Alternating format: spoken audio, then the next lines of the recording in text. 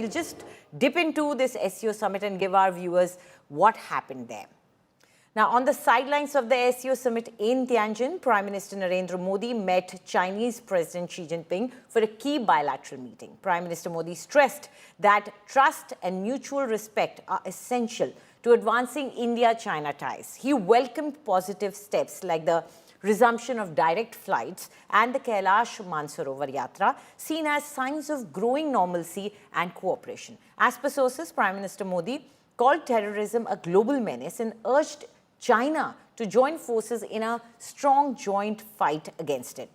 She recalled last year's Kazan meeting as a turning point, the restart moment for India-China ties. He said the world is entering a phase of transformation and emphasized that China and India, as ancient civilizations and global population giants, share a unique responsibility in the global south. He said the dragon and the elephant must come together as good neighbors and strategic partners.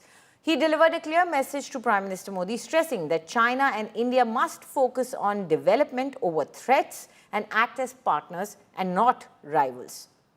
Now, this meeting comes amid rising global trade tensions, with the US imposing 50% total tariffs on Indian goods and China facing its own economic standoff with Washington.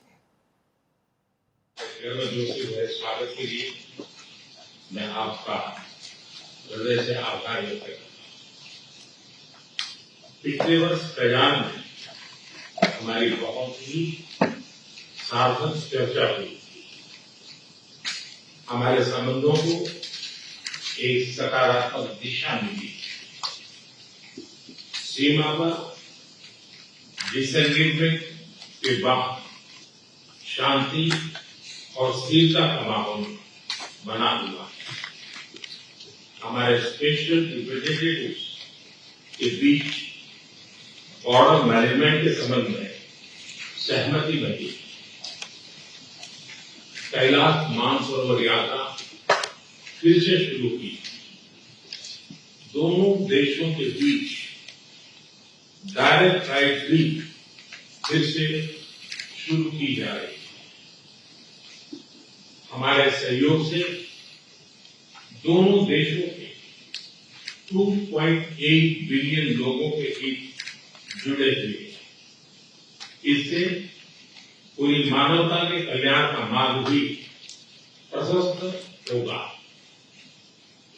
परस्पर विश्वास, सम्मान और संवेदनशीलता के आधार पर हम अपने संबंधों को आगे बढ़ाने के लिए प्रतिबद्ध है। एफएमसी चीन द्वारा एससीओ की सफल अध्यक्षता के लिए मैं आपको बहुत बहुत बधाई देता हूं। एक बार फिर चीन यात्रा के निमंत्रण के लिए और आज की हमारी बैठक के लिए आपका हार्दिक धन्यवाद। 今年是中印建交70周年。 It is a great pleasure to meet you again, Mr. Prime Minister. I welcome you to China for the SCO summit. Last year, we had a successful meeting in Kazan. The world is going towards transformation. China and India are two of the most civilizational countries. We are the world's two most populous countries and part of the global south. It is vital to be friends, a good neighbor, and the dragon and the elephant to come together. This year marks the 75th anniversary of India-China diplomatic relations. Both nations need to handle our relationship from a strategic and long-term perspective. Modi ji 2 सालों के बाद फिर एक बार चीन की यात्रा की। ये तो हमारे लिए चीन भारत संबंधों के सुधार की एक बहुत सक्रिय खबर है और हम बहुत खुशी से ये देख रहे हैं। चीन भारत हम दोनों दो पड़ोसी देश है ना।